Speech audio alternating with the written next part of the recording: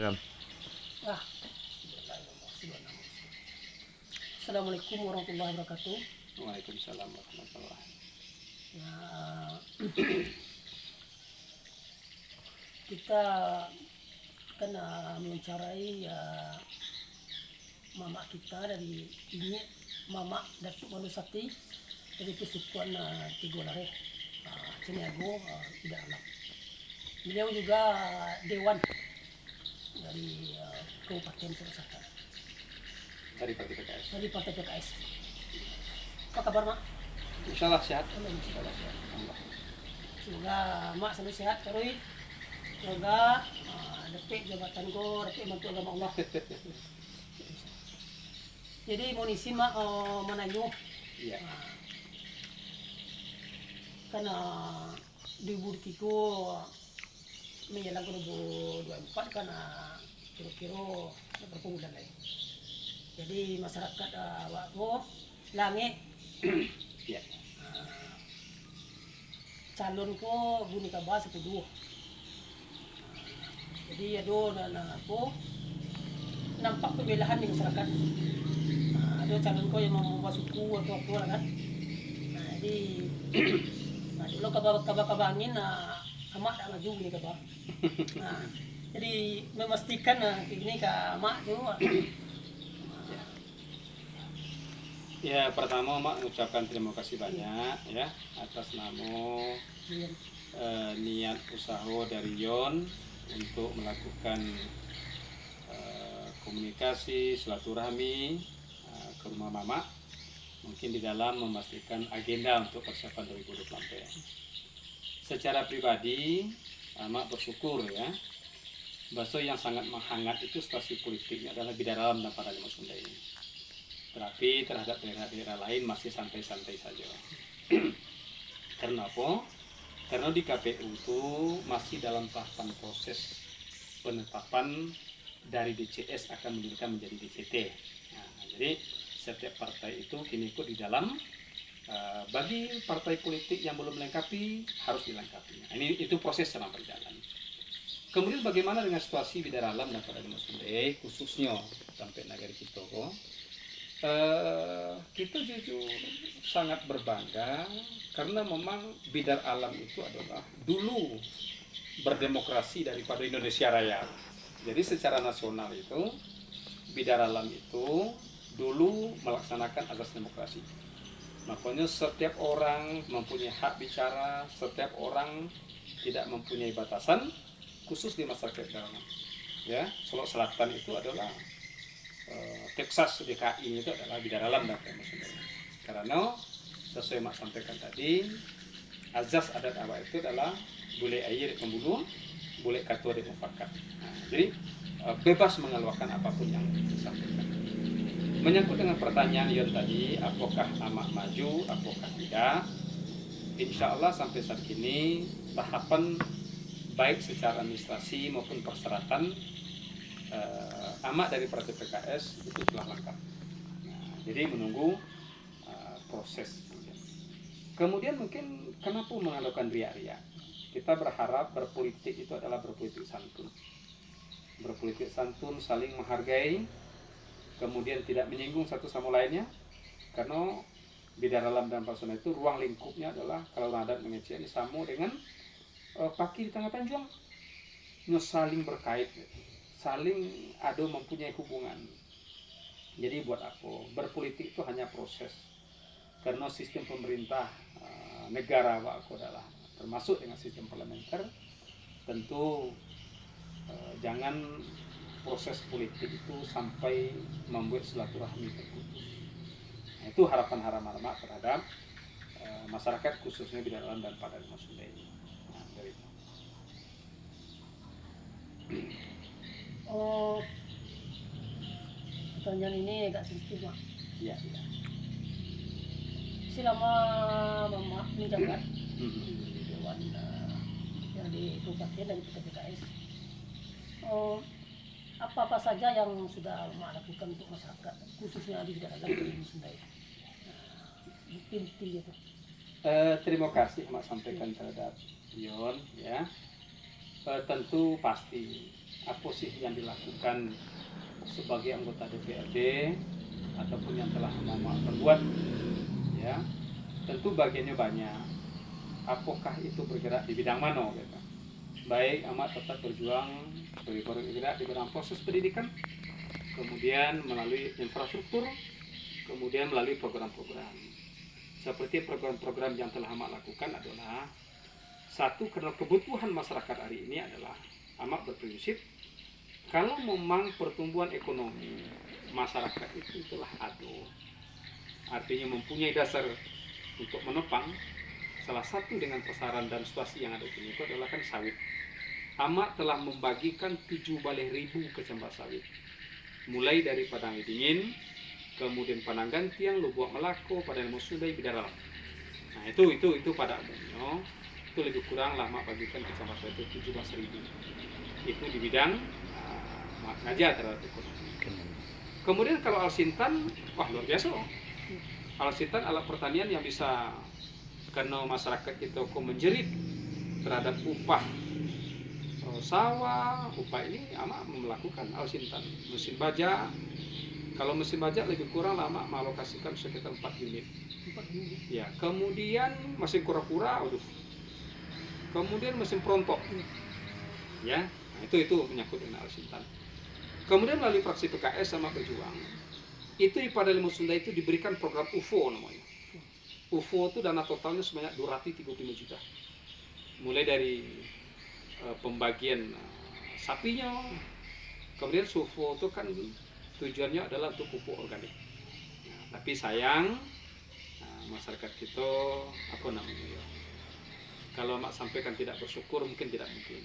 Nah, tapi bisa dari kecil tidak memahami apa itu sebetulnya tujuan dari program UFO. Kemudian di infrastruktur melalui pokok-pokok pikiran, insya Allah banyak melakukan ya objek-objek vital seperti di Padang Sundai, jembatan, jalan melakukan. Kemudian melalui perjuangan provinsi melalui fraksi PKS, itu jalan yang berada di depan puskesmas itu kan provinsi punya. Itu dari dana SBH yang dialokasikan mandian. Nah itu berjuang melalui fraksi PKS di provinsi. Alhamdulillah Buya, Pak Ustadz beliau selaku gubernur dari fraksi PKS, insya Allah beliau sangat memperhatikan itu.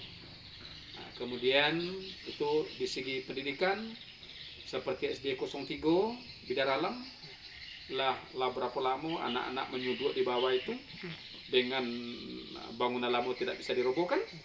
Insya Allah itu melalui penghapusan aset melakukan. Nah, kemudian SD 03 SD yang tertua.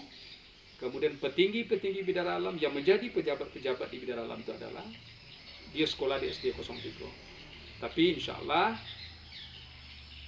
melalui perjuangan amat SD 03 lagi salam jadi lambang lah ya daerah lain yang ada di sana tujuan. Nah itu apa nama. Kemudian ditambah pokok-pokok kira nama yang lain. Nah insya Allah infrastruktur, kemudian karena pada umumnya sangat tujuan kalau ada daerah petani dan perkebunan, amat tetap mengalokasikan setiap tahun kecamatan sawit dan Alsintan. Ya, Mak, jadi Mama Ibu tadi kan yang hasil kerja Mak dari DPRD telah membagikan kecamatan sawit 17.000 di daerah Sangat Hujan dari Padang Dingin ya. Sampai pupuk Sangat Hujan. Dan mesin kura-kura, mesin perontok, Alsintan namanya. Alsintan namanya, jembatan sampai ke itu infrastruktur namanya. Dan hampir semua yang tinggi Bidaralam ini sekolahnya di SD 03 itu sudah berarti sudah banyak. Tinggal mungkin masyarakat ini kurang informasi, jadi banyak yang tidak merasa tidak berbuat di anak tirikan. Itu dari bawah dulu. Jadi sebuah APBD itu adalah 3 sumbernya. Pertama adalah visi misi bupati, ya. Kemudian melalui musrenbang. Kemudian adalah pokok-pokok pikiran anggota DPRD. Kemudian kalau visi misi bupati, insya Allah sama-sama berjuang. Oh, apakah pemerintahan itu pernah berbuat kebijakan lama? Itu luar biasa, sangat berbuat. Puskesmas itu dialokasikan oleh pemerintah itu 1,6 M tidak salah. Jabatan kau di sekarang Sebelumnya, oh iya, masih masih kayak lunas ya. masih Hairunas. Ya, Puskesmas Bidara Alam itu dialokasikan oleh Bapak Hairunas.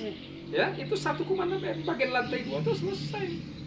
Cuman kan namanya politik, diflotir persoalan itu kok, kemudian seolah-olah tidak berbuat, itu salah. Kemudian persoalannya adalah anak-anak sekolah pakai gratis dialokasikan oleh pemerintah, ya kan? SD boleh berikan, SMP boleh berikan. Nah, itu jadi inilah kelebihan Bidara Alam. Kadang-kadang karena sifatnya adalah terlalu demokrasi, hal-hal yang kadang-kadang tidak tahu, tapi hanya mendapatkan informasi dari satu pihak, dia pun juga tidak tahu. Nah, inilah yang jadi dilakukan penyebaran, sehingga menyampaikan informasi-informasi yang kurang pas.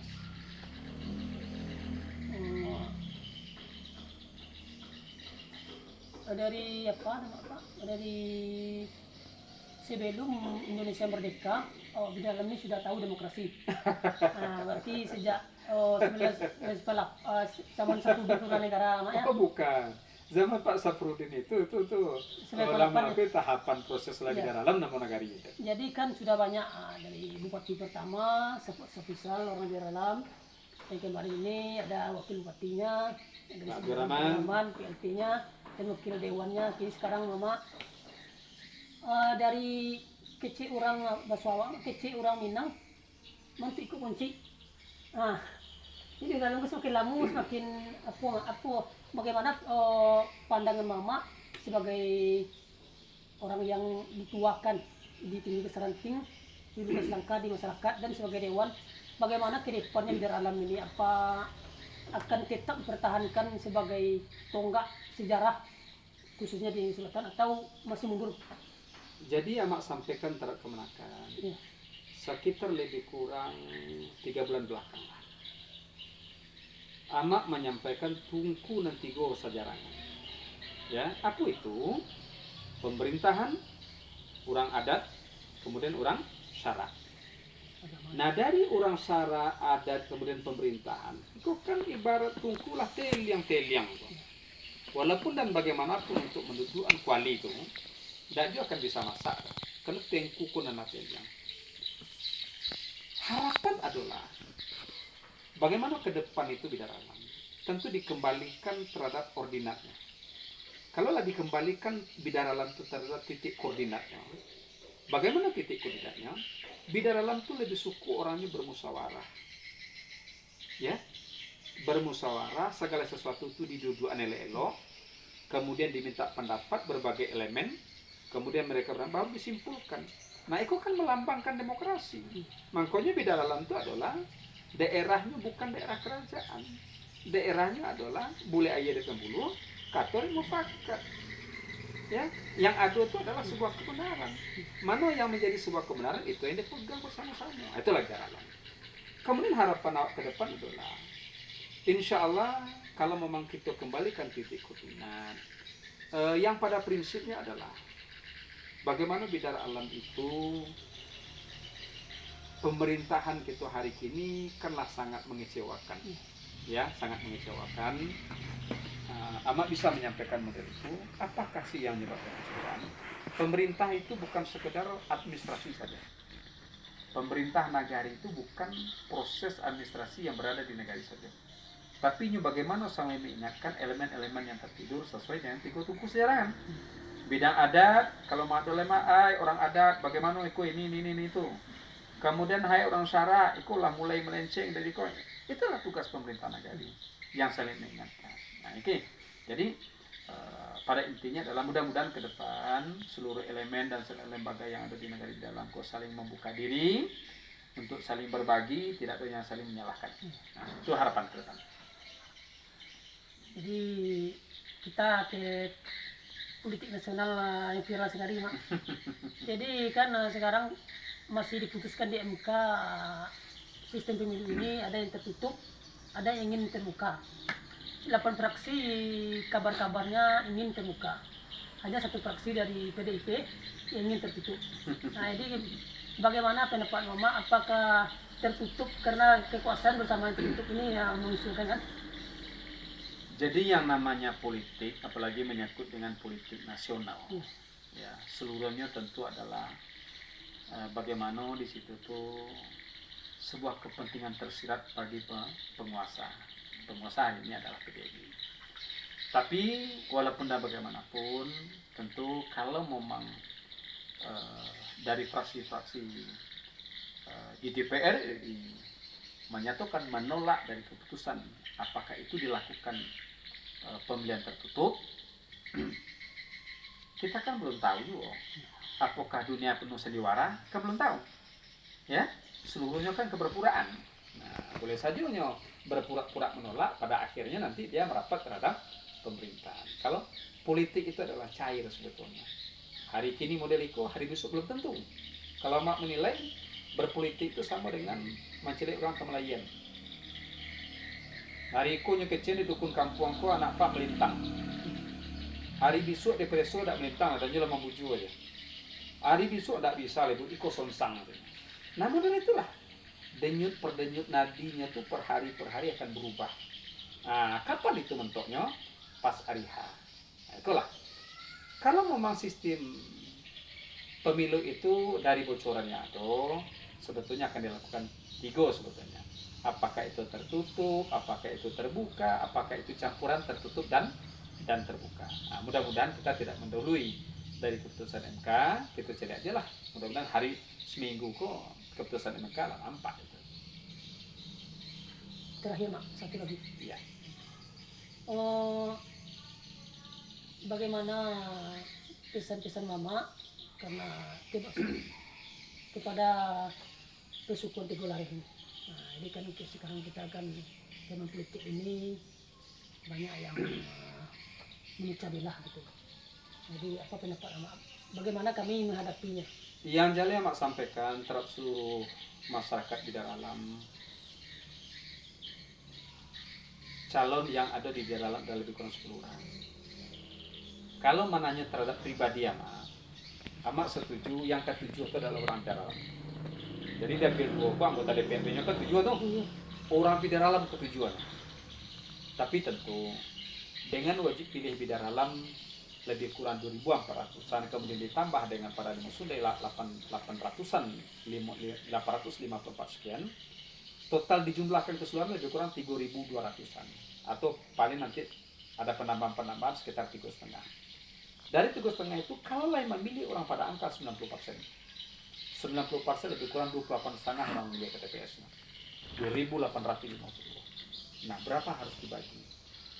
Pertanyaannya adalah jangan masyarakat bidang alam terlalu menjajal diri terhadap orang-orang lain yang hanya satu nilai uang 100 sampai 200 ribu. Membangun kampung kok tidak akan bisa mampu dengan pribadi. Itu pasti. Tapi kalau memang orang bidar alam diberikan kesempatan untuk duduk di DPRD, tentu punya keyakinan, setiap yang mencalon pasti dia berpeluang di partainya. Ini kuncinya. Jadi setiap yang mencalon pasti dia berpeluang di dalam partainya. Tapi belum apakah partainya itu berpeluang untuk mendapatkan satu kursi. Ya, inilah hitungan matematiknya yang penting. Ya, partai A, partai B, partai C, partai D. Kalau memang orang bidar alam berpeluang pada partai A, kemudian partai A itu berpeluang tidak mendapatkan sebuah kursi. Itulah yang penting bagi masyarakat bidar alam untuk lebih jelimet, mengkoreksi, mengevaluasi, membidik, berpeluang tidak si A atau si B. Nah, ini yang penting. Beko jalan-jalan si A tidak berpeluang, kemudian dihodo dengan suara yang ada di situ, sangat naas. Nah, jadi dari 2.850 Mubazir ya Mak? mubazir. Pembagi dengan calon-calonnya ada kalau menurut analisa Mak adalah mungkin bisa saja dibaginya 400-an. Dengan suara 400-an mampu kader? Oh, tidak mampu. Nah, bagaimana calon-calon anggota DPRD yang ada di daerah mampu tidak untuk berjuang di luar daerah? Atau dari calon-calon yang ada, siapa sih yang bisa diterima oleh daerah-daerah lain? Seperti Parangdingin, Paranggantiang, Lubuk Melako, LPC, daerah Belajanggo. Nah, itulah yang mungkin yang bisa berpeluang. Pesan terakhir terus akan bijaklah terhadap sesuatu yang terjadi, lebih mengedepankan sebuah perasaan logika, jago keutuhan di kampung. Mudah-mudahan satu buah saru sama dengan sayang di kampung. Tapi kalau sebuah saru diberikan terhadap orang, artinya laku ikut untuk menghancurkan kampung. Sederhananya begitu. Masya Allah. Ya, itulah wawancara kita sore ini. Banyak sekali yang dapat kita ambil hikmahnya, ilmu yang dapat dari mama kita, ini Mama Datuk Wonosati. Beliau juga karyawan. Semoga beliau diberi kesehatan. Amin. Dan kedepannya beliau semakin berpeluang untuk menjadi dewan lagi. Dan semoga beliau dijaga oleh Allah, semoga beliau Amin, amin. Dan seluruh orang dalam para muslim. Amin, amin. Cuma pesan terakhir, Mak. Ya.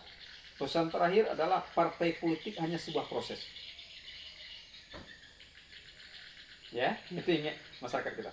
Partai politik hanya sebuah proses. Partai politik itu bukan segalanya. Jadi jangan terprovokasi dengan kepentingan-kepentingan yang tidak menguntungkan. Nah, itu yang penting. Jadi kalau ambo terhadap syarat, hendak lo terikat, udah, ya kan? Iku kadang-kadang mak cale berpolitik itu kadang-kadang lah bentuk terikat loh.